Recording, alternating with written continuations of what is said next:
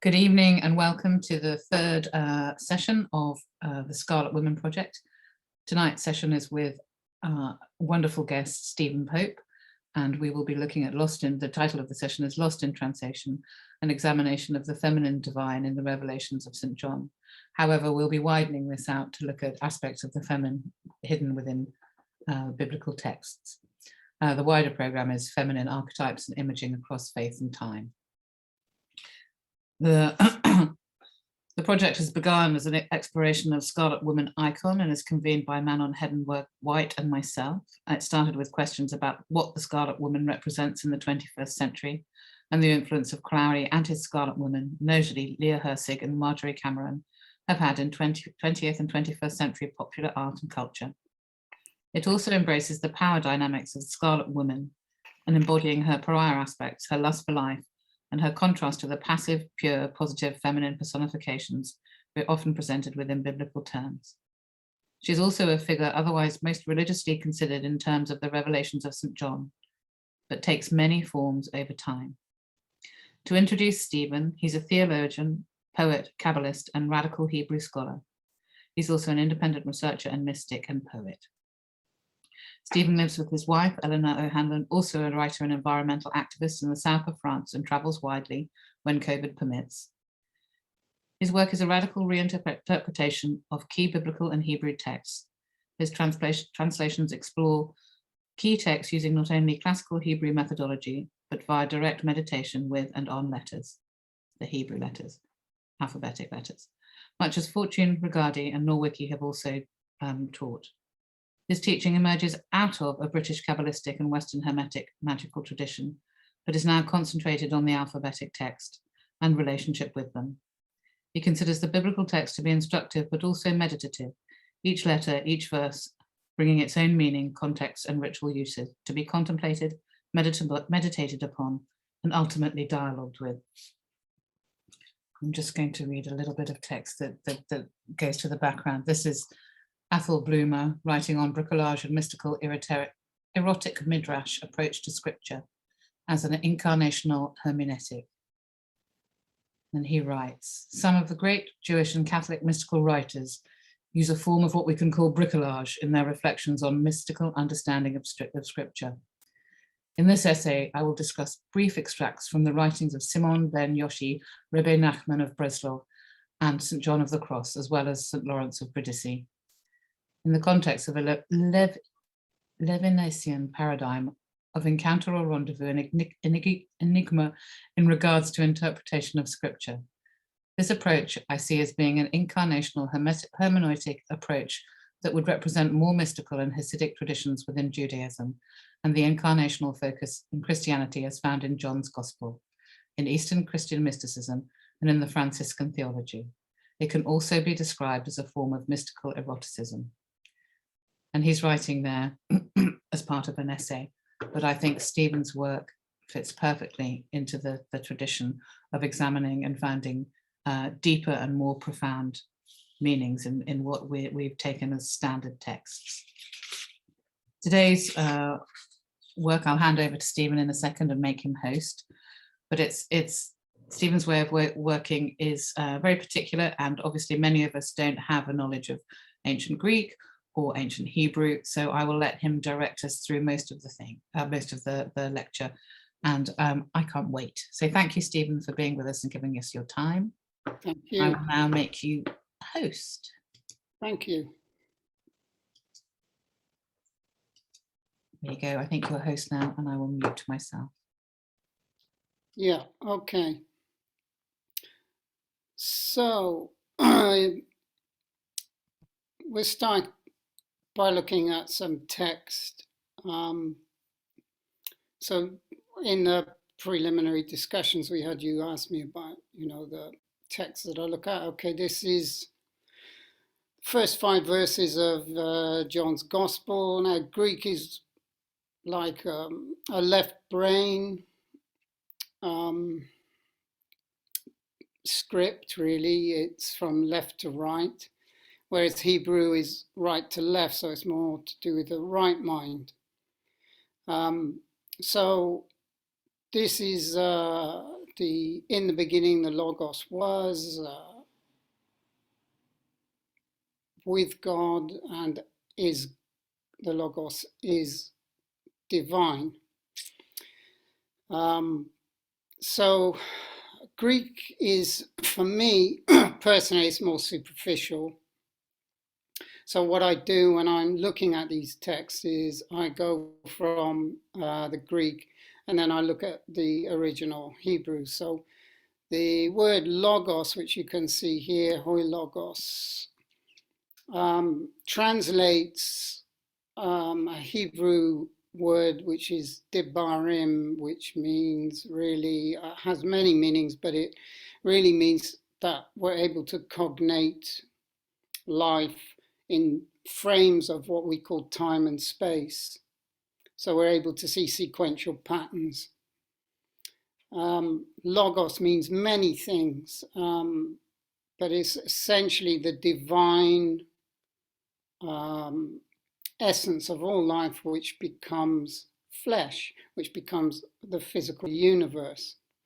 And there is a direct connection, therefore, between the divine spiritual, which is formless, and formation into its making.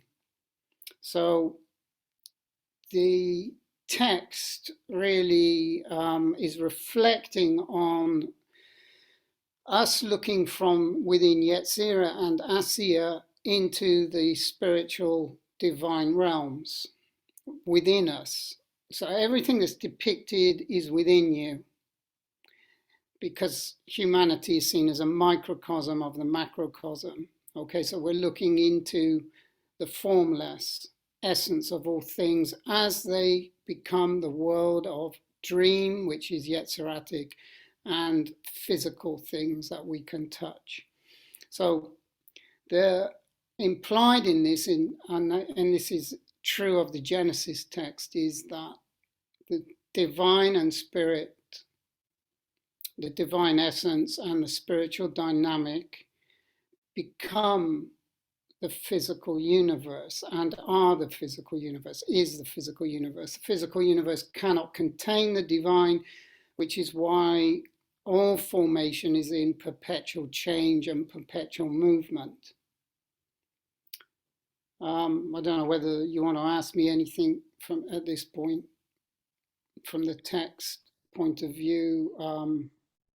I think it's a really good example of what, I mean, again, I have no Greek and very, very little Hebrew, and it's just great for our audience to be able to see what we're working with and what you're working from. Yeah, I mean, I did a standard theological course in University of Bangor in North Wales. I was lucky enough to be with a Hebrew scholar who lived and worked in Israel with Hebraic Kabbalist, and although he was kind of more along the lines of the Orthodox way of depicting the text, he had a very deep understanding and understood the value of Kabbalah, for example. So he studied Kabbalah academically as well. I had to do Greek, it was compulsory, otherwise I wouldn't have done it. But anyway, I went to university because of the Hebrew. And so I had to work like 24 hours a day, basically, to try and learn Hebrew and Greek at the same time in my first year. And my main emphasis was to get enough marks. I had to get 70% in my Hebrew exam so that I could continue for the next 2 years. And then I went on and did an MA in religious studies, I think they called it anyway, but it's an MA in theology, and I continued to study Hebrew during that time. So I just put up the Hebrew. These are the lines of Genesis Masoretic text, read from right to left. So you can see that there is, how we were taught this was that the pointing of the vowel sounds and then the way the words are divided up. This was all done between the 6th to the 10th centuries by the Masoretes, who basically defined the text that we have in the Bible today. Both Jewish and Christians read from this if they read this text. Now, the problem with it is that it looks at a Hebrew from the perspective of a colloquial language. So often there are colloquial expressions. So the first word here is Bereshith, which is the real name of the book of Genesis is Bereshith. Bereshith is really untranslatable. It means many things, but it's Aleph, which is no thing that you can say is anything. Aleph is the third letter here. And it's the first letter of the Aleph Bet. So you have Aleph, and then you have this letter here is Bet, the one at the beginning. So Aleph is no thing that we can say is anything. All that is, it's in more modern language, it's 010101, the intermittent spark of how nothing becomes all that is. Within its containers, it's individual Bet, and Resh is the kind of amplification of that into many dwelling places. Shin is the divine fire, the spirit of the breath, the divine fire. Yod is the seed of Aleph, and therefore is the number 10. So 0101 or nothing, all that is becomes the power of 10. Power of 10 is why we have 10 Sephirot on the tree of life. It's a seed of existence. That seed is in your heart. It's in the heart of everything that exists. And the final letter Tau means a continual death and rebirth, death and rebirth, death and rebirth. It's the bringing to a conclusion or a resistance to Aleph, which means that it allows the game of life to take place. And because Aleph is uncontainable, Tau acts as this shield or this force of containment for long enough for things to appear. All forms are temporary and all forms are continually passing away and being reborn. So Bereshith is not in the beginning, it means the beginning, if we can call it that, is here now. Creation is here now, it is ever present. And it is in our blood and in our flesh and bones and in everything that we see. So we are the creation in human form, and everything we see are the forms of the creation, this unified whole. So that's a little bit about Bereshith. So the line is Bereshith bara Elohim et ha-shemaim ve-et ha-aretz. Shemaim means the spiritual dimension, is translated as heaven, and ha-aretz is translated as earth, but it means the whole of the cosmos. Aretz is everything that is visualizable and visual, whether that's Yetziratic dream or physical reality. So because of this Vav in the middle, it means that the spiritual dimension and the universes of dream and making are intertwined like lovers. And so it's the continual creation that we are involved in, and every creature that exists is part of this manifestation of the divine. I hadn't realized that the Masoretic vowel pointing was added so late. Yeah, it was to bring everyone onto the same way of looking at the text. It was to give it a kind of, this is the agreed framework. Now, the Hebraic Kabbalists disagreed with the splitting up of the words, because when these texts are read in the ancient manuscripts, there's no separation between the words and there's no pointing, right? The pointing being the vowel signs. So what we understand from Hebraic Kabbalah is that you learn the Aleph Bet through meditation, and it is a how can I put this? It's an ongoing awakening. The Hebrew letters are the bridge between the formless and formation and making. So that which is without form is poured into every form, and those forms are continually dissolving away and reforming. So it's a very different way of reading and engaging with the text. yeah, these are meditations. So the first thing is that we have to learn to meditate with the Hebrew letters. The Hebrew letters then open up and they become, you have a direct communion with the Hebrew letters themselves, the Aleph Bet. And this is the traditional Kabbalistic Hebraic method of engaging with the letters, or is it one of them?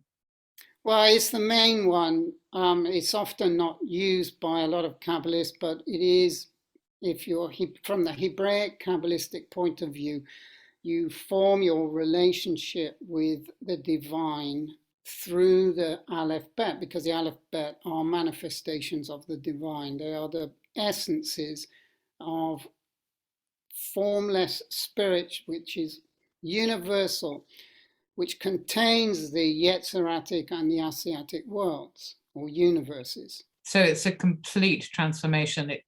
The adding of the vowels and the separating into words completely transforms the texts. Yeah, so this will be read in the beginning, created, bara means to create, Elohim, which is mistranslated as God. Theos and God are translations, but they don't apply, they cannot tell you what Elohim is. Elohim is Aleph in motion, Aleph directing life into a breath, Hey, which then seeds the final mem, which are the mother waters of creation. Again, a feminine, very interesting. So within these altered narratives, there are a tremendous amount of feminine possibilities which are kind of hidden in plain sight. Yeah, the text is full of feminine and masculine intertwining, and the feminine is presented in all of the texts. So Elohim is a good example of Aleph, Lamed, Hey, which is Elah, which is the feminine, it's the divine feminine, with Yod Mem, which is a plural suffix in Hebrew grammar, which is usually put on masculine words. Okay, so it doesn't fit with the grammatical structure.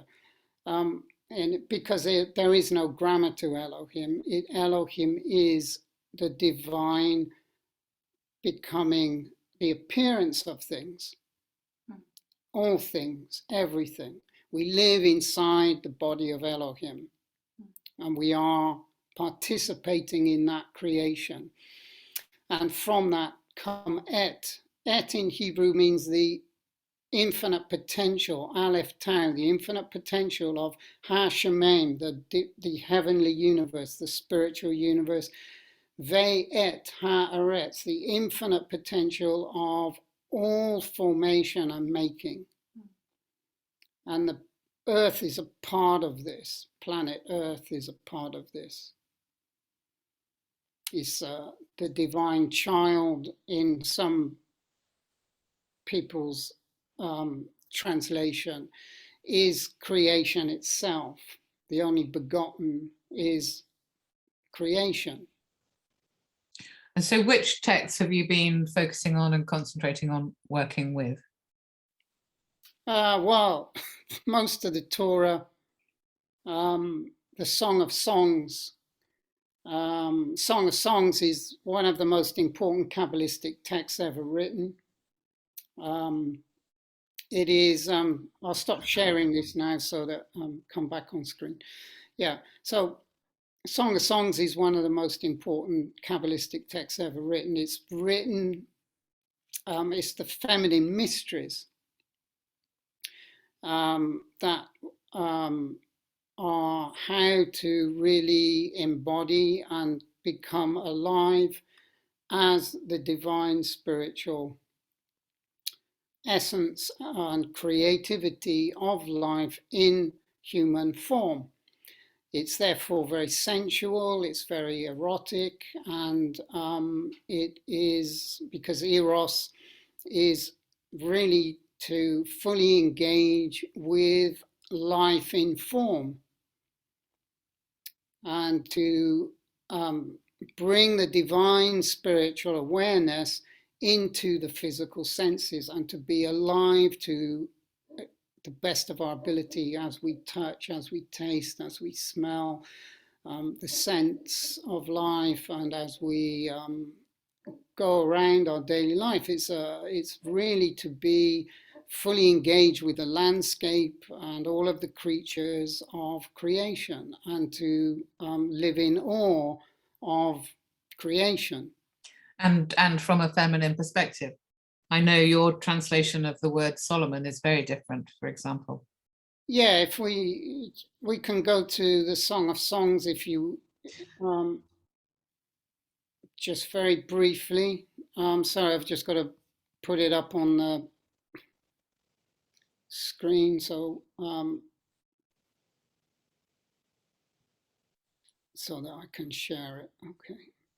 So this is a midrash of chapter 1:1 of Shir Hashirim Asher LeSholomah, mistranslated Song of Songs, which is Solomon's. Okay, this is a terrible, misleading translation. Asher, you can see here, Aleph Shin Resh, and I've highlighted it here with a hey on the end, is Asherah.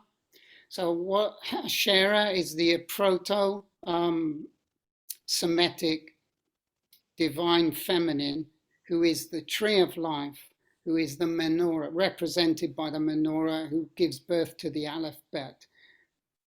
And in the middle, you have Lamed plus Shalom. So literally, Asherah holds the place of inner peace. So a better translation of Shir Hashirim, Song of Songs, is quite beautiful in itself, but it's quintessence of all essences. Quintessence of all essences, which is Asherah's peace. This is the peace of Asherah, the peace meaning to be still and silent whilst speaking and engaging with life. It is a deep, profound inner quiet where you literally are listening, Shema in Hebrew, to hear with all of your senses, not just your physical senses, but the senses of the soul, the senses of the human spirit, the senses of the divine, and to engage fully with life. So, sorry. Yeah. So who is, in lay terms, who is Asherah? Asherah is the divine feminine tree of life. Yeah. Asherah, the tree of life is called the Asherah tree. Sometimes the Asherah pole, sometimes a circle of trees, a sacred grove. So this is to understand the worship of the divine, or the if you want to call it worship, or the engagement with the divine through the natural world. Doesn't mean that you're worshiping the natural world. It means you are recognizing the sacred in the natural world. You are recognizing the sacred in the solar system, the sacred in the cosmos as it is unfolding. And this is a feminine presence. Yeah, Asherah. So if you read various scholarship on it, they will tell you that Asher is masculine, Aleph Resh, Aleph Shin Resh, and Asherah is the feminine. Right. So the emphasis is that the feminine comes first. This is the same in the creation story. Doesn't say that man was created before woman. That's completely mistranslating. Adam in Hebrew means humanity, universal humanity. The feminine arises first. It's called Isha, and from Isha, Ish arises, which is the masculine. So the feminine arises first, then the masculine. So it's quite an astoundingly different translation, isn't it? yes, it's we've been sort of taught the opposite for various reasons. And in terms, in relation to our project with the Scarlet Woman, obviously one of the images and ideas central to what a Scarlet Woman is the idea of the prostitute and the harlot. And I think that this word has potentially been very mistranslated as well. And I wondered if you could take us on an exploration of how that has been mistranslated. Yes. How long do we? Well, I know in our discussions before, we went back to Joshua 2 to have a look at some of those. We can have a look at that, but you're absolutely right. So one of the things about the scarlet color is to be vitally red-blooded, alive, sensually alive. The reason we have a physical body and we have the senses is so that we can engage in formation and making and enjoy life and to love life. That's the purpose of having a physical and psychological or yetziratic form. So the dream part of us dreams images, and the physical part of us becomes those images and acts those images out. And the idea of the Song of Songs and the book of Bereshith or Genesis is to become fully present to the best of our ability, so that the divine consciousness can come through us in our daily life. So the color scarlet represents the outer temple of the court, the tabernacle, etc. And it is to be, fully alive and engaged with life. I was okay. So doesn't really have anything much to do with the abuse of power and those things which are associated with often with these images. So what I'll do, I'll go to the Joshua text, yes? Yeah, that would be great. Have a look at that. Let me just get that up on screen. Sorry. I think it's so helpful. It's so helpful for me to see it in the text version and to compare and to actually go through it, because so many of us, I think, have disengaged with these texts for a very long time. And it's just... Yeah, absolutely. Look, I mean, you're absolutely right. It's, sorry, I'm trying to think and operate my...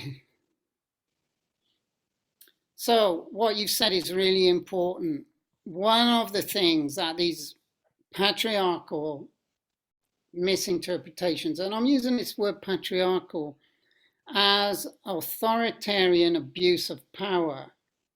Right, now, some people get upset with that because they say, oh, patriarchy has brought us some good things, engineering skills. Or that's not patriarchy. Patriarchy hasn't done that. The masculine creativity, as well as the feminine creativity, we're talking about. So let's just talk about masculine creativity for a minute. Doesn't need patriarchy.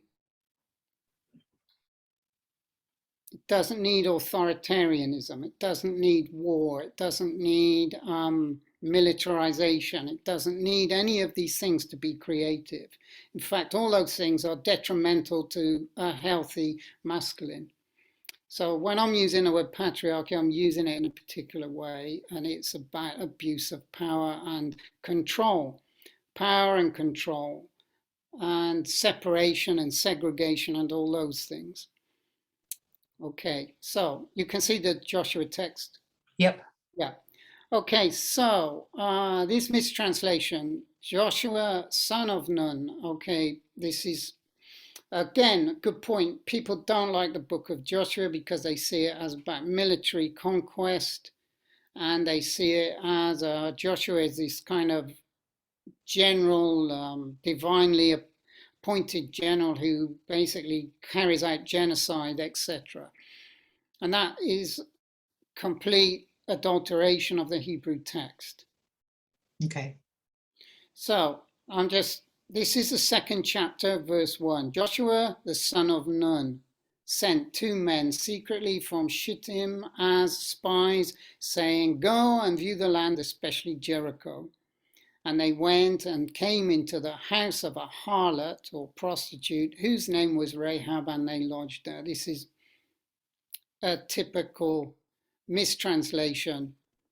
Okay, so first of all, when we're reading the Hebrew, each word is a meditation. So it starts with this Vayashelach, which means to extend your awareness, to stretch out, to occupy the space by being present. So as you walk into a room, for example, and you're going to paint, in your case, you're an artist, you're going to paint, is that you're fully present with what is coming through, and you are occupying that space as you pick the brushes up, the pencils up, etc., and you begin to shape out something on the canvas, and then what is in your mind becomes depicted in paint or whatever medium you're using, sculpting, etc. So this is again, we can talk about this. This is to extend your awareness into the unified field, and with all your attention, you're bringing through the ideas that are coming to you, which are universal. So Joshua, So that is go view the land. that is go out into the land. It means to actually extend your spirit, which is inside you, into your form, into the form of connecting with what is around you. So, for example, if you're depicting a landscape, you are engaging consciously with that landscape. You're attempting to bring out in your piece of art the essence of the landscape, the spirit of the landscape, the spirit that underlines the physical. And there's a communion between you, the landscape, the canvas you're painting on, the brushes, the paints you're using, etc. So Joshua is the spiritual body, the human spiritual body, and it is called Joshua ben Nun. Well, Nun is the divine feminine of abundance. She's the fish goddess, or the goddess of fish, which in Niverna, I think it was, where they saw this as it was a symbol. It's a symbol of abundance. It's the powers of the vagina, the vesica piscis. So it is the ability to bring something from your inner world into the outer world, to give birth to something, and to be divinely inspired. So from Shittim means to conserve and to protect the divine fires, so that the seeds of this fire can take root in the mother waters. That's an interpretation of the Hebrew letters. It's a midrash, if you like. So Ha-Shittim is the acacia tree, sacred tree of the gods and prophets, sacred to Isis. The acacia tree is the circle connecting heaven and earth, tree of life and death, healing and sustenance, communication with the invisible worlds. Shittim wood used for carving statues of Isis, used for the Ark of the Shekinah, the Ark of the Covenant in the temple, the wisdom seat. There's a reference here to Exodus. And so the two men are two Anushim. Anushim is a human being that has taken on form. And he is the doubly aware human spirit. In other words, you have a formless aspect to you, your spirit, and you create your own soul once you become conscious enough. What I mean by that is we're given as an innocent spirit the ability to come into form, and then as we wake up spiritually, we begin to co-create. And we become more aware of who and what we are, then we are participating in the creation. And they're sent into the world of forms. And mi reglim is to walk about with a purpose. It doesn't mean to walk around aimlessly, it means to walk with a purpose. It also means to teach the divine spiritual essence. So the other word, Cheresh, it means silence and the arts and subtle skills, magical, prophetical, divine gifts of the spiritual body. So it's to bring those into the world. So this is Lomer, which means to emanate from the heart center into the world. It's awakening the spine. So what we do when we're going through these texts as we go into meditation, we use the conscious breath and we awaken the spine, which is what we do when we go up and down the tree of life in Kabbalah. So it's to direct your attention with sensitivity, with the inner vision of a seer into the infinite potential of life in Haaretz, et Haaretz, which we saw in the Genesis text. The infinite potential of Ve et Jericho. What Jericho or Jericho is, the city of the moon, means the scent of spirit. So it's a world of dreams and imagination. And so he walks, or they walk, if you prefer, the two aspects being two people sent by Joshua. So Joshua, your Joshua body, your spiritual body is sending, you double your spiritual and soul aspects, which are united into formation and making. And you walk with awareness of the heart seed, Yalak. Yalak is from halakha, means to walk the Torah. That means you are the walking Torah and penetrate the depths of dimensional space. To enter consciously into life and see it as a revelation of the divine. So they enter the house of an Isha. Isha is the feminine fire. It's here. Aleph, Shin, Hey. If you've got any Hebrew, you know that this is Asher, Asherah without the Resh. So it's an individual aspect of Asherah in her feminine form. So every woman is an aspect of Asherah. And she is called a Zanahu, which is mistranslated as harlot, prostitute. All right, what does this word means? To be well fed, one of its meanings.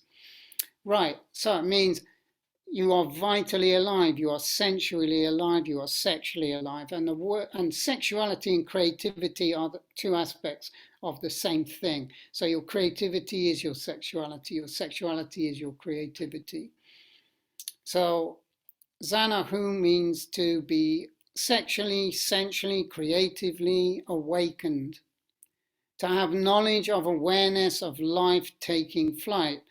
The word, as we go through it when we're meditating, is Zayin, life taking flight, Nun into a generation, Hey as a breath of life, Vav is the 6 directions of space that come through the awakened spine.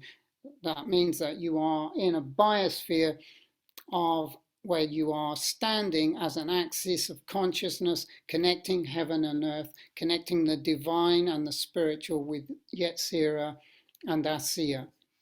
So this so-called harlot is an initiation and an initiator into greater awareness. Wow, so she's a teacher and an initiator, Yes. rather than a harlot or a prostitute. No, if you want to go into the sexual aspect, she's a woman who is mature, she's a woman who's an adult, she's a woman who is aware of her sexuality and her own sovereignty as a human being. And she is able to either, you find this word with many of the men who, male characters, they arrive at this woman's house, they spend the night with her, they either have physical sex or they have a meeting in which she gives them the initiatory power to take the next steps forward in their spiritual evolving or evolution. So an initiation of the masculine into the feminine mysteries. Yeah, in Hebraic Kabbalah, and I can't impress this upon people enough, in Hebraic Kabbalah, every evolutionary step in spiritual awakening is initiated by the feminine. And that comes directly from my teachers from the Hebraic Kabbalistic tradition. They've all said this. They all say this. I say they've all said this because most of them are no longer physically here. But this is part of the Hebraic Kabbalistic teaching that the feminine is the initiator, which is why in the Garden of Eden, the woman takes the fruit of the tree of knowledge of Tov and Ra'ah. Tov and Ra'ah, mistranslated good and evil. It's not as simple as that. Tov means the ability and awareness of how to build up and conserve a life form. Ra'ah means how to realize when to let go of a form, when to allow a form to dissolve. So it's knowledge of creative life. And she takes the fruit and she gives to Adam, humanity.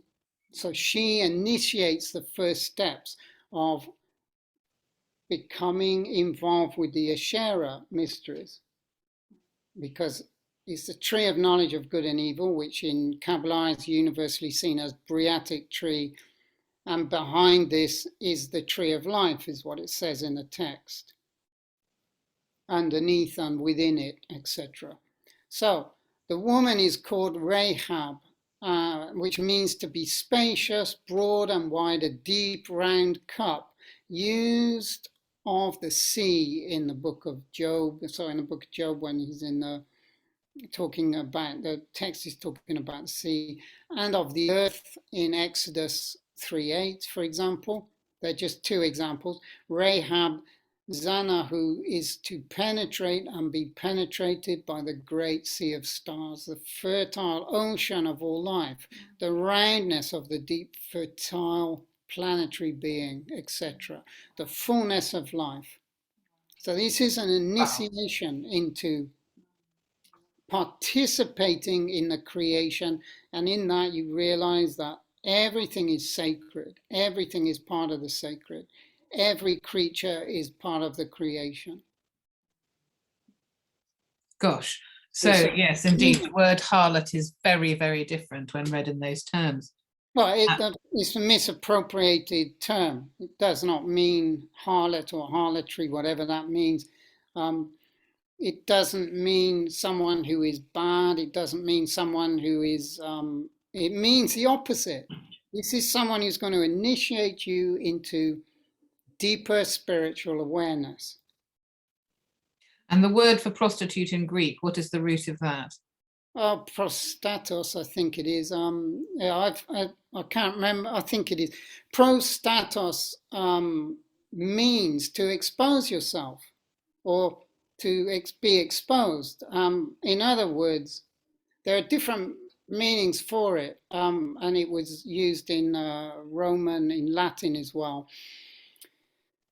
So it was one of the meanings of that is that you have exposed yourself to being preyed upon by people with nefarious designs on you, not just your physical sexuality, but also your energy. So that's one of the meanings. So to be exposed and to be vulnerable. Yeah. In the Magdalene stories, I know Magdalene is seen as this prostitute and then this divine figure. We can talk about that later. There's no, I have no issue with that. But in the story, when from the Greek perspective, as she realizes that she's giving away her energy, that people are using and abusing her, and I don't just mean sexually, I mean everything. Stealing her ideas, putting her down, all of these things that women suffer, and men too, by the way, but all of the things that we suffer. So she then becomes Magdalene, which is a fortified conduit of consciousness, which means that she realizes and conserves her own sovereignty, her own sovereign power. Hence the name, the tower, the associate of the. Yeah, and that's why she's. One of the things people don't understand is Magdalena is in the Song of Songs. Magdalene is in the Song of Songs, and she's the central figure. She's the spine of the Gospel of John, for example, which is, sorry for the plug, but in my book, Patterns of Creation, that's what I bring out, is that she is the conscious conduit of consciousness. She brings the Christos energy to the 12 aspects of humanity. Again, such a powerful translation, and hidden in plain sight once again. Yeah, it's there. She is the messianic consciousness brought into the physical. Another point, because Manon isn't able to be with us. Obviously, we're pre-recording this, and it's been Manon has been unable to join us, but she wanted to ask questions about the polarization of the Virgin and the whore within this. Yeah. So the splitting out from a rounded, multi-aspected feminine a priori goddess into a much narrower virgin, whore, pure, filthy, those different aspects. Yeah, for me, that's a patriarchal mind at work, and that includes women who participate in this abusive imagery as well. I mean, when they do that, they project it onto other women. So it also, when you mentioned the Tov and the Ra in the Garden of Eden, it has that catabolic anabolic reference that both aspects are required for life.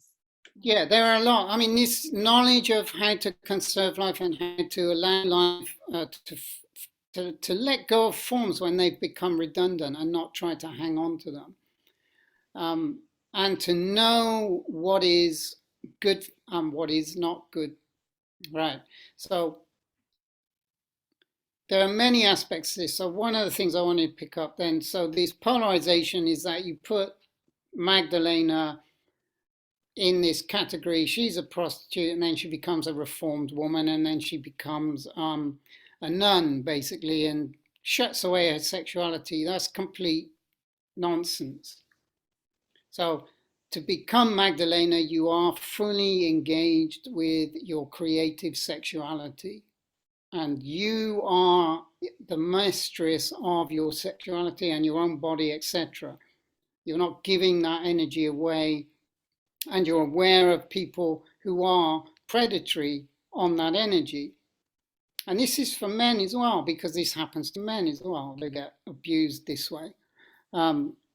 So the polarization comes from this, again, this patriarchal, I'm using the word in a specific authoritarian control,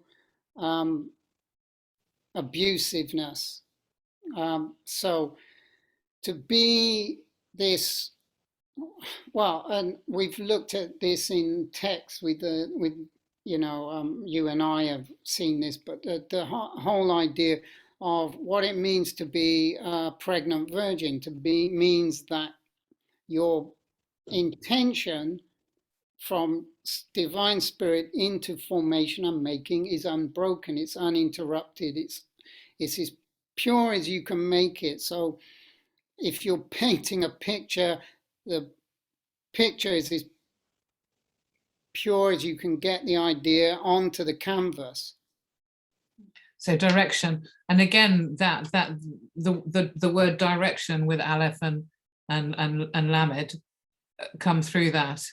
Yeah, it's free will, and the idea has been postulated now that we don't have free will. It's by the neuroscience brigade of the materialists. We don't have free will.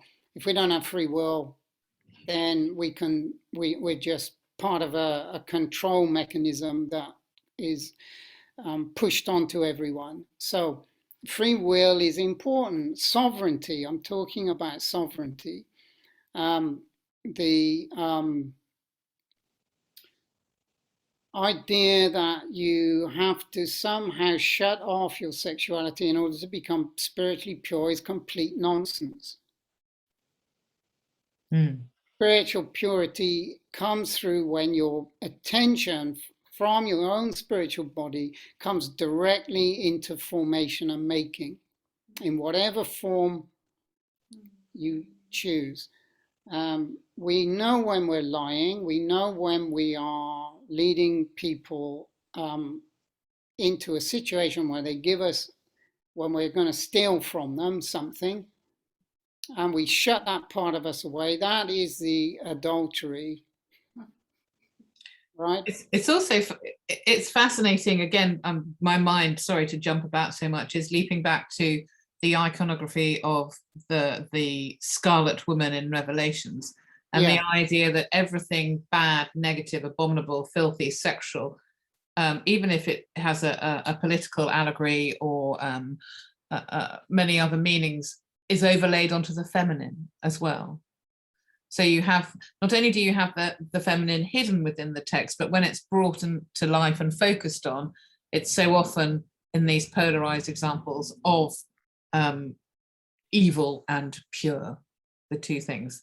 And I think some of the teaching that you have brings us back again to the more complete feminine. Well, the complete feminine is shown in the Song of Songs. Yeah. Did you want to take us back to, because I know that so many of the women's characters that we know well, so Lilith, Magdalene, as well as Asherah, I know you said to me this morning that Deborah, Rachel and Tamara are all within the Song of Songs contained in the text. Yes, they are. And there's also a section, one of them, which is really important, where the man is supposed to be comparing the woman to a herd of deer going down the side of a mountain, which is a very strange chat-up line, I think you would agree. But anyway, so what those deer represent, they're called the red and white dust, right, because of their color. So they represent the abundance of vital life and the red and white dust. And so in that, there's a depiction of the dancers, the female dancers who are dancing, and they throw the red and white dust into the air and they dance within that dust as the red and white dust mingles. Which is very alchemical in its reference. And it also brings us to the Scarlet of the Scarlet Woman. So this is to be red-blooded and fully alive and enjoying, is to live in joy. And part of that is to feel sexually, erotically alive, connected with the rest of the natural world. Lots of people experience a sense of kind of orgasmic pleasure when they're in a place of great beauty, when they're truly connecting with it. And this is it is a feeling of when the divine enters the body. It's that all of your cells burn with fire, the divine fire enrapturing you. And so this is called the divine rapture, but it's not putting away your sexuality. It's that you are in control of your own emotions, your own body, your own sexual urges. You are not controlled by somebody else. Okay. And somebody else's thought forms that have been put into you when you were a child. So if a little girl is taught certain things and then when she gets older, she starts to act those things out, just sticking with the feminine for a minute, or feminine form. And then she realizes, these are not my thoughts, these are not my feelings, etc., which is part of a spiritual awakening. What am I? Who am I? Where am I? What am I really? And it's an inner exploration of your own creative sexuality. And of reproduction, which of course is also really vital. Yes, all of these mysteries were taught by the women so that you were initiated into this, so that you had control over your reproduction as well. And I know we've talked a lot about Lilith and my wonderings about Lilith as eater of babies actually being not only a mistress of contraception and abortion, slipping into French, but the regulation of the female body of unwanted pregnancies rather than babies. So all of those reproductive mysteries, I know you think about it on many levels. This is just the physical level of interpretation. Okay, so Lilith in Hebrew is Lamed, Yod, Lamed, Vav, Tau, and there are variations on that. Lila, which is night, and Liloth, which is the plural, but it means to connect with recreation, to connect with the creativity of the new. So Lilith is, Lamed means to direct your spiritual attention, to bring your spiritual attention into your soul, into your psyche and body. So Lilith brings the seed of life into the womb of the woman, and so she has the power of birth, she has the power of life and death, which is why she's demonized, which is why she's feared so much, because she cannot be controlled. You also said something lovely, which I'll paraphrase, about her being the controller of dreams, so that when you're sleeping and dreams come upon you, she cannot be controlled. Yeah, she's not the controller of dreams.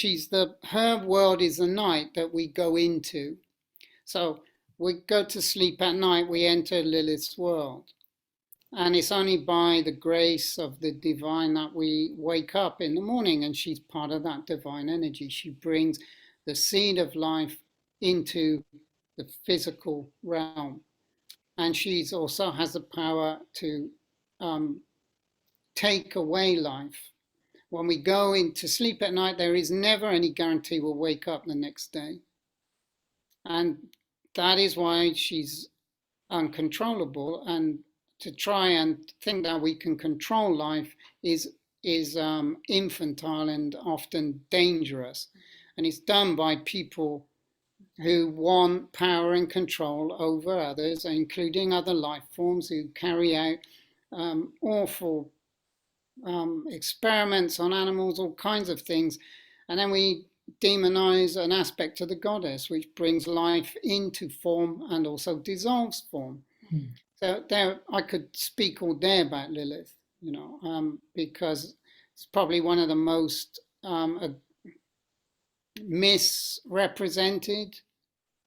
Even in modern psychology, you get these books written about Lilith, and it's about somehow she's the enemy of Eve and all of this stuff. Sorry, not in modern psychology. I'm talking back to going back to the theological aspects of it. So what happened was this Babylonian aspect of the divine feminine was overlaid, especially during the period where Greece took over the Middle East, as we call it. There's no such thing as a Middle East, but anyway, we know what we're talking about, that region of the Fertile Crescent. North Africa. Yeah, well, it's not North Africa, it's that Fertile Crescent around behind Lebanon, Syria, Lebanon, around there, that connects, the Babylonia and Assyrian empires and all those other places with Egypt and North Africa. So yeah, there's a direct connection between North Africa and the East. So Lilith is this goddess. She brings life and she takes life, because we cannot control how long our lives are. We are given our lives in a particular form, and that comes and goes, and we enter her world. The idea is to make friends with her. The amulets weren't to ward her off, they were to protect. Or to ask for her protection. Well, yeah, that's what I mean, to ask for her protection, exactly. They were to ask for her protection, but if you're asking for someone's protection, you're making a conscious connection with this divine energy as it comes in. And how would you see Lilith energy relating to Scarlet Woman energy? Well, the problem I have with the Scarlet Woman as it's presented in the Book of Revelation is it's talking about the Roman Empire. So it's a politicized icon that they've just used. Well, it's talking about empire and militarization and the abuse of power. And then it's saying that it says, I think it's chapter 17, so I've forgotten the chapter. Anyway, it says, she is the city that controls the kings of the earth. At the time when this was written, that was the Roman Empire. Before, there was a Babylonian Empire, and there were other empires that basically sought to control other pieces of territory belonging to other groups of people. And so their references in the Revelation are taken from the books of Daniel, books of Isaiah, Daniel, and Ezekiel, amongst others. And some of the apocryphal books, the pseudepigraphic books, such as the Book of Enoch. So really, it's a critique of empire and the abuse of power and control. And it's just put in a feminine form. I say that, so I'm not dismissing anything that you've been, or Manon's been looking at through the Scarlet Woman, because that has been projected onto women, and you're quite right to bring it up. I'm not dismissing that. I'm just saying that the problem I have with it is that this projection onto women is really about tyrannical control and power. And that comes from a patriarchal militarization. The Roman Empire at the time of Julius Caesar, he took control of the Mithraic cult. His mother became the head of the Isis cult. That meant they had the treasury. It meant that he could control the legions. And, one of the things that the legionaries wore was a scarlet. Yeah, that's very interesting as well, yeah. Yes, Yeah. it is. Well, in the book of Matthew, I think it is, they say, you know, the name of the satanic entity, his name is Legion. It means literally what it says. Because the legions were used to enforce Roman occupation of other people's countries. In the ancient Israel or Judea, the time of the Gospels and the book of Revelation was what had happened was the temple had been taken over. They brought in people from Alexandria who spoke Greek, and they were Jews, but they were Hellenized Jews. They put them in control of the temple. They didn't. They then started to tax people so that they had to mortgage their land, and then they fell into debt, and then they lost their land to these big consortiums who bought the land up, which is what the Roman Empire was doing all over its territory. Therefore, you enslave the population, you dispossess them of the land. It's the same thing that's happening today. Yeah, and it is a well-known political equivalent, and I know Margaret Barker takes it further back and says that Israel, the Scarlet Woman represents Israel after the first temple, when Asher is thrown out of the temple for the first time. So there's always or often a political overlay onto the icon of the Scarlet Woman. So she becomes detached very much from that feminine goddess energy in some ways like that. Yeah, I mean, if she's talking, sorry, because I've never spoken to her, so I'd be interested to have a discussion with her about it. But Great. as long as, yeah, what I understand from that is that the word Israel has been, what does Israel mean? Okay, Israel means is the word Sarah. We've looked at this Shir Hasharim and it's Sari. So it's the Shin Resh. It means to arise in splendor, like unto the sun, Yisrael. It is the awakening of the soul. That is then taken and it's turned into what they call a nation, a goyim or whatever. So in that process, Israel has been basically abused, and the whole idea then is that it becomes a nation like others. And there's lots of texts in the Bible that talk about this. This is why a lot of Orthodox Jews won't recognize the state of Israel, because it's not a country, it's not a piece of land. It is your inner being, it's your awakening soul. So in that sense, then you can look at that. The problem is that it's complicated because a lot of these texts where they claim to say that Yahweh is ordering the destruction of the Asherah statues, whatever it is, they're it's a mistranslation. It's a mistranslation in itself. Yeah, and yes, and I don't wish us to go into the political side. I know you have no wish to go into the political aspect.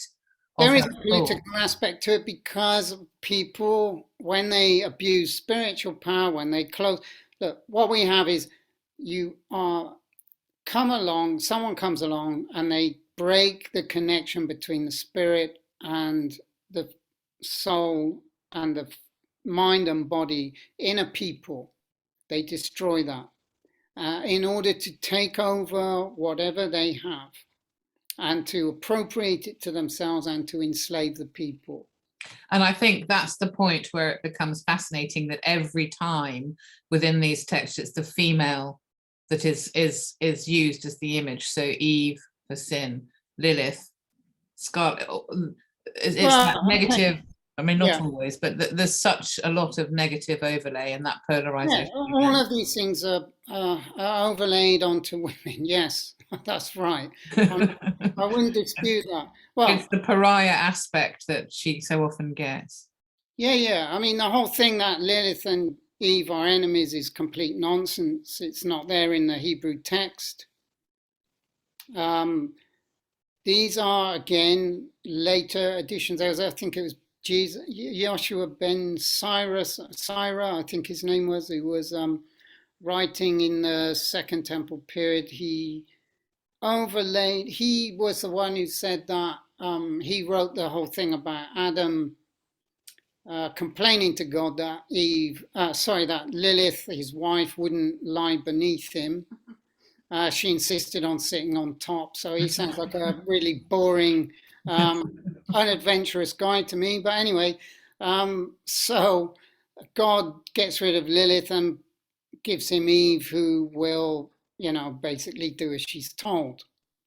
So that's where that comes from. And it's a much later overlay then. Yeah, it is. And there are these, it's a Greek demon, snake, goddess or something, Lamea, I think her name was overlaid onto Lilith. It doesn't exist. Then you have people like, I've forgotten his name temporarily, Josephus. Josephus. No, not Josephus, Saint Jerome. Jerome saying that Lilith is the snake in the Garden of Eden. That's complete nonsense. Right, so there's lots of so many overlays and so many stories. Yeah. Well, shall we go back and have a look at the Song of Songs to see where some of these women are within that, or to have a look at the feminine divine aspect within that? Yeah, we can do that. It's really a book dedicated to Asherah and the piece of Asherah. I've just got to get the text back, sorry. That's okay, it's my fault for jumping around everywhere. No, it's good to riff. I'm all in favor of... Right. Okay, so also I'm thinking and trying to operate a computer at the same time, which doesn't work. So look, yeah, so the book is really about Asherah and the Asherah Mysteries, and that is to initiate young women, girls, into becoming adult females, into becoming spiritual and psychological women. And that means to own your own sovereignty and to know your own sovereignty to the best of your ability. And to bring those into the challenges that you have to face. And one of the things that it also does is it initiates men, boys, into becoming companions for women, which means that you take responsibility as you become a man. You prove that you're a man by being responsible, by not invading the space of other people. Especially the women, to act with respect, and to be true companions, to be a true companion, to have friends, women who are friends, not to completely, not to just sexualize everything, which is, one of the problems we have in our society. When I mean sexualize everything, I mean in an abusive way. I don't mean in a positive, in a healthy way. So to have a healthy intellectual, spiritual, and sexual awareness where you respect the space and the boundaries of others. So this is to be then part of the Asherah circle, which... And the Asherah circle would have been potentially a circle of trees or a metaphor. What do you mean by an Asherah circle? Yeah, literally they were sacred groves. They grow naturally. When I was I've been in various places where, they exist all over the world, but spectacularly probably in Botswana when we were in the Okavango Delta, because you have these islands amidst all of these waterways, and on those islands you have these sacred groves. They naturally protect animals. Naturally, animals gravitate towards them, and they rest there at night, etc. So they're these kind of circles, and we camped in one, when we were there, because you get shade during the day and your tent doesn't heat up to boiling point, almost catching fire. So the whole idea of an Asherah circle is the branches and the roots forming the circle between heaven and earth, giving you connection with the underworld, with the heavens, and with the physical landscape through which you are walking. That's a lovely image of the 3-dimension, because I'd seen it in a horizontal plane, but of course with the roots and the boughs, it actually becomes a sphere rather than a circle. So it brings us back to these meditations that we do. The Vav meditation is the divine connector, and it is the symbol of the spine, amongst other things. And it's how to hold the 6 directions of space so that you're aware of what's beneath and what's above, what's to the left and right of you, what is before and behind you. And it means that you become this axis of consciousness that is aware that you are an axis of consciousness between the divine spiritual and the psychological and physical realms. Okay, so I mean, maybe, you know, I'd read the Midrash I did, which is, you know, of this. So, Shiri Hashirim Asher La Sholomah, divine fire of the breath of all breaths, carrying the seeding seeds of all existence into their cosmic shaping. Creative spaciousness of the breath of life, suffusing universal spirit into arcs of formation and making, seeding the immeasurable depths of this infinite fertile ocean. The one who kindles her eternal fire breathes the creative power of spirit as the world, encompassing every song of life, embodying the essence of the whole creative. This is her piece of timeless, alert presence. Asherah, this is the song of all who sing the divine fire of eternal peace into existence. The fire of your breath resonates the seeding flame of the heart. You are teacher of peace. This seed of divine fire is given to nurture as the one spirit of life nurtures all things. The flame of my heart animates the spirit of the breath of life that kindles the unfolding of the world. I am breath of the one eternal breath that draws the tides of the great spiritual sea into and out of the world. Shema, listen with all of your being. Hear the profound silence.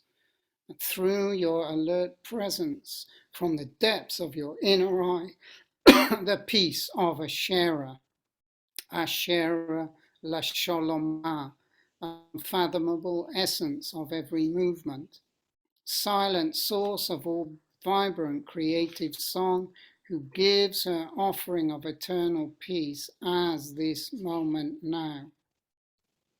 Within the spirit of the breath of life, I hear the song of silence. Beneath every living breath, I feel the eternal peace within the pulse of all creation. This peace is the communion of all communions, washing through the endless shoreline of making. In the depths of listening, the timeless essence of the song flows through me as it flows through all things. An eternal kiss of peace, an eternal embrace, quintessence of the essence of all love. And love in Hebrew is ahava. Aleph, hey, bet, hey. Aleph alive, bet alive. Thank you, Steve. It's such a staggeringly beautiful translation. Well, that's going through the Hebrew letters, letter by letter, which is what we're asked to meditate. And we have, as part of the exhibition, we have extracts from your translation of the Song of Songs here in the gallery. Yeah. And I'm just blown away by the contemporary feel and the depth of the poetry is just wonderful. I think we're now about out of time.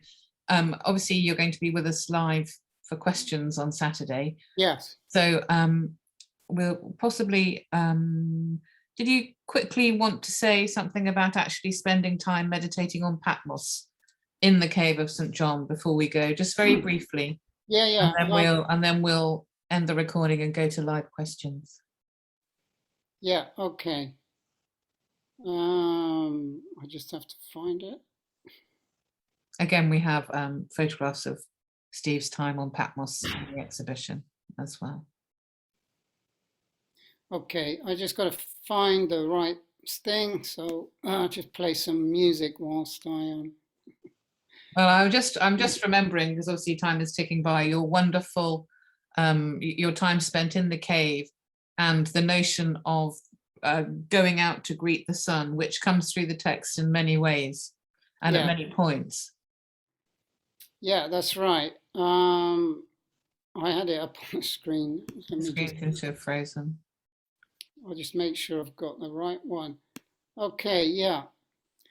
So the screen here seems to have frozen. So we have. Okay, I've got a. Yeah, this is. Okay, so Patmos is the vision of Patmos, and I, John, turned, transformed, and in my mind's eye, I heard the resonance that spoke within me. And in my transformed state, I saw 7 golden menorahs. A menorah is the Asherah symbol of the Asherah. Yeah. Right. And at the midpoint of the 7 menorahs is one who looks like the daughter of humanity, clothed in a long flowing garment to her feet and girdled beneath her breasts with a girdle of gold. Her head and hair were brilliant, flaming aura as white as snow. Her eyes were like flames of flashing fire, and her feet like burnished metal in a fiery furnace, and her voice was the sound of many rushing waters, which is the oracle at Delphi, by the way. And in her right hand are 7 stars, and out of her mouth comes a sharp double-edged sword, and her face is as the full power of the shining sun. So the Logos is depicted as a female in feminine form. So, holiday snaps. So we did 2 trips to Patmos. And this is the unofficial cave of the Revelation. You can see this is, you can see the eye sockets here, and then there are various parts. There was a temple. So the island was originally dedicated to the goddess Artemis and Persephone. And so we stayed in a place just below this bluff and just where these fields are. And then in the morning I used to get up when it was still dark, and I'd walk along this spit, and I would go out around the back, and when you go around the other side, that's a close-up of it. So you can see like the eye sockets here. And then around you can still see these little alcoves, and then the steps, what's left of them. And this was all brilliant white when I saw it in as it originally was. And this is where John was when he wrote Revelation. Yeah, the person who wrote this actually knew Patmos. There is no question of that for me. They knew Patmos. Patmos at the time was uninhabited. It was a place, you know, the Romans, if they really didn't like you, they nailed you up on a cross. If they thought you were Pane, but you were aristocracy, or you were something that they didn't quite want to kill you for sedition, they would put you on an island somewhere. And Patmos was one of those places that they sent people. So it was like a prison camp at the time when it was written. And so it had been uninhabited for a while. So when you go, there's the skull, the back of the head.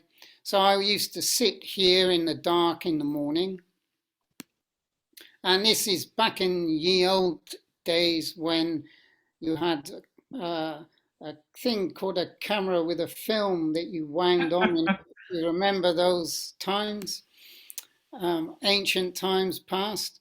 So these are scanned images. So this is And meditation. this is the image that is in the exhibition as well. Yeah, so this is the meditation at dawn. As soon as I could get the camera to work, I mean, with enough light. And then here's the sun. So the sun comes across the sea pathway into your heart, and you're connecting with that energy, and you're connecting with the sea. And also you can scry into the sea, which was another thing that I used to do. And taking the sun into the heart. And I think that is where we're going to have to stop, because we're out of time. We're at an hour and a half now, which only leaves us about 15 minutes or so for questions. Yeah. So by the wizardry of our technical know-how, we will see you virtually. We'll see you in real time very shortly. And just tremendous thanks again. I know it can be quite difficult to follow some of our conversations, because obviously we have Kabbalistic terminology, and Hebrew, and you have an extensive knowledge of Greek and Hebrew that I certainly don't.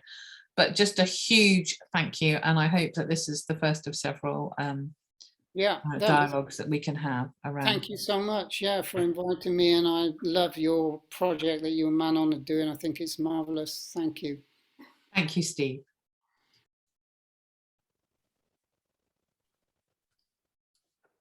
Hello, everybody. Can you hear me? Yes. Yes. Great. You feel free to unmute yourselves at this point. Stephen, thank you so much for that, for the time spent doing that. It's such a complex set of stages, so we're trying to kind of do a whistle-stop tour, backtracking from the Scarlet Woman through to the feminine, through to the ancient Greek, through to the ancient Hebrew, and it's just a tremendous, watching it again, I'm just completely absorbed and have, it's a huge amount of information to take in, and it's just wonderful. I haven't yet had a chance to see if we have any questions. I'm sure we do. Do people have questions? Do raise your hands or unmute yourself and raise your hand. Can I just, it was all a bit complex, I'm afraid. I don't know how much of it I followed it, but it was interesting. And I'm sort of interested in the thing about the soul being between the spirit and the body. Mm-hmm. And that we really are always engaged in life in creating our soul in that sense. And I was taken out, when you were talking, I was reminded a bit of James Hillman, the American psychotherapist, who would love to quote John Keats. And John Keats had a phrase called, that goes something like, while we're alive on earth, we are in the veil of soul making. Yeah. That's our thing to do. That's what we're engaged in on earth. And sorry, I wanted to carry on that a bit more, but I can't think of what else I was going to say on that. Yes, it's just that seems so important, the whole thing of soul making, and I just want to bring that up if you have anything to say about that at all. Right. Oh, so the other thing is, yes, that's what I was going to say. The soul, at least in Jung's therapy, is anima, it is always feminine, so presumably that is seen as feminine as well, the soul. Is it in Hebrew? Or? In Hebrew, it's called the nefesh or neshama, and it's, well, as you've already said it, really. So we have a formless aspect to us, which is called ruach in spirit.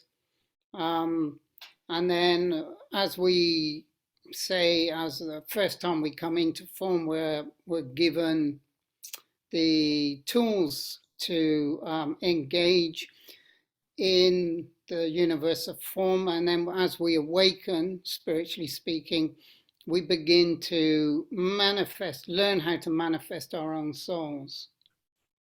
And then so we become part of a co-creative, awakened element to life, and realize that all the creatures we share life with also have this spirit and also have the soul. So it's really realizing that we are multidimensional beings in a multidimensional universe. Do you think that might be becoming harder to do in the modern world? So could you say that again, sorry? I was just thinking, do you think that might be a harder task that we have to face in the modern world? Because I don't know, just from all the bombardment we get from the media, which I don't know, can confuse us. Yeah, the problem is that we are educated to believe that there's only a physical realm, that we're not multidimensional beings. We're also educated to believe that anybody who's got any spiritual awareness is kind of crazy. I think that's been ramped up over the last 20 years, especially.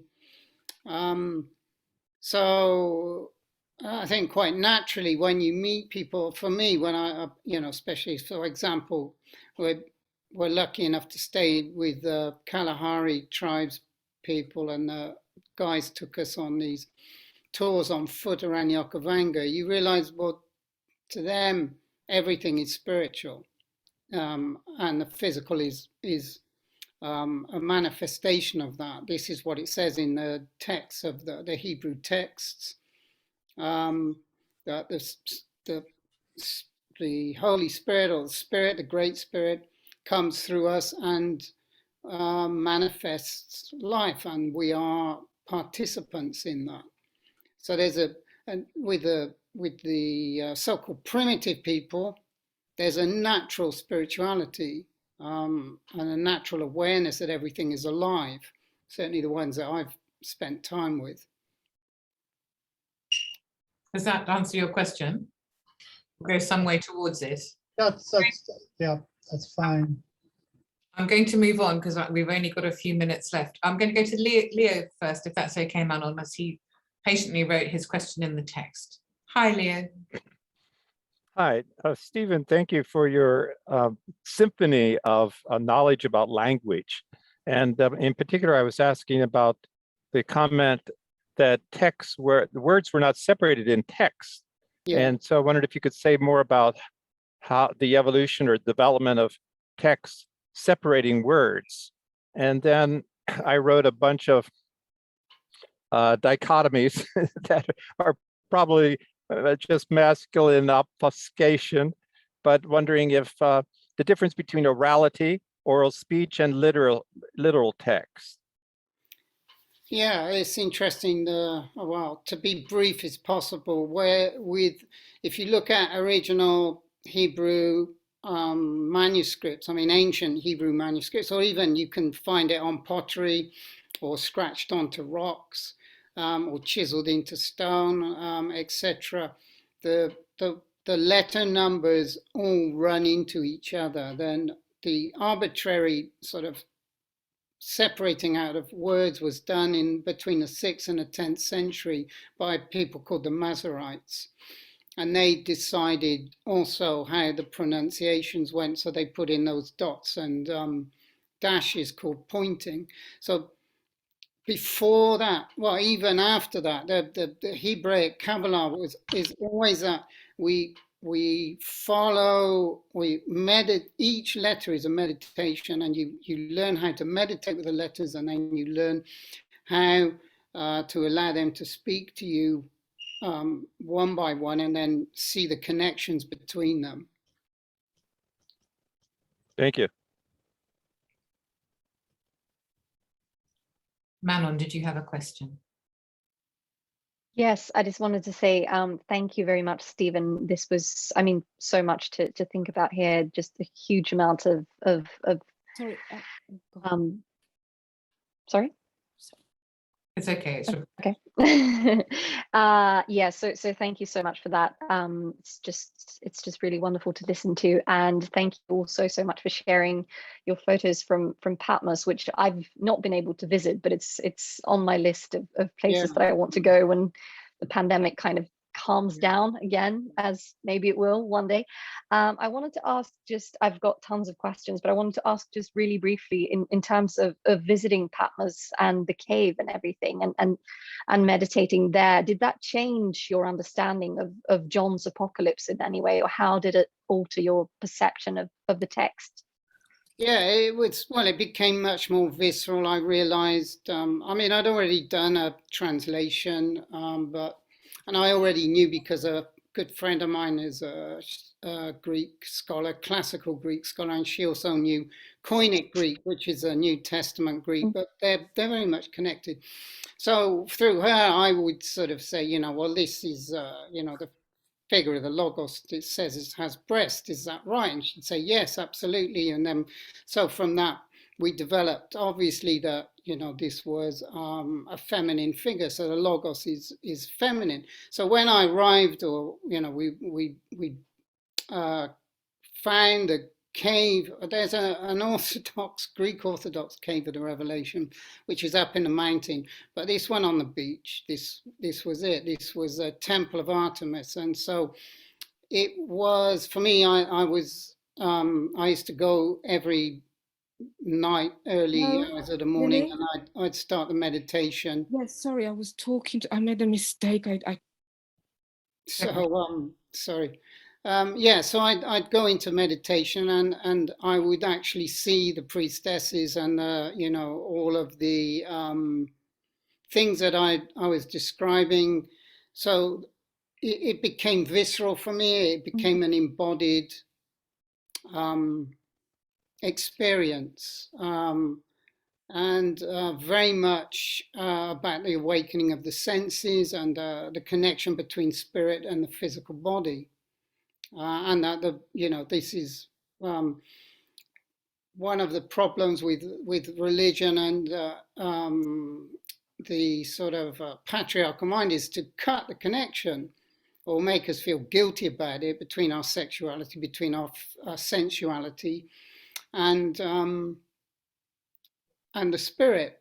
Whereas in the text, they're telling you to awaken your spiritual body, is to awaken your senses and to become more sensually alive. And that was certainly borne out on the island for me. It was a very sensual experience. Right. That sounds really fantastic. That sounds amazing. Thank you for sharing that. Yeah. Sorry to interrupt. You're welcome. Yeah. I think, does anyone have a last brief question? Or shall we now pause and have a comfort break before we go into our next session? If people have other questions, I'm just going to type in Steve's, email and web address. It's Patterns of Creation. Is it .org? Or .com. So that if people want to go and contact Steve or explore more of his work, you can do that. We're going to now have a 15-minute break. Steve, are you going to be able to stay on and come back so that if there are questions at the end of the next panel, hopefully your connection will work? Yeah. I'm here. Yeah. So yes, I'll do that. Yeah. Perfect. Remember, there's a different link to log in on, so don't get the same one because you won't come there. And a huge thank you. I think we can clap, because I think we can do that. Just brilliant, Steve, and so much to take in. There's a huge amount of information and a huge amount of knowledge and scholarship. So thank you for your time. And hopefully we will do more sessions. Yeah, thank you so much for inviting me. It's wonderful. Thank you.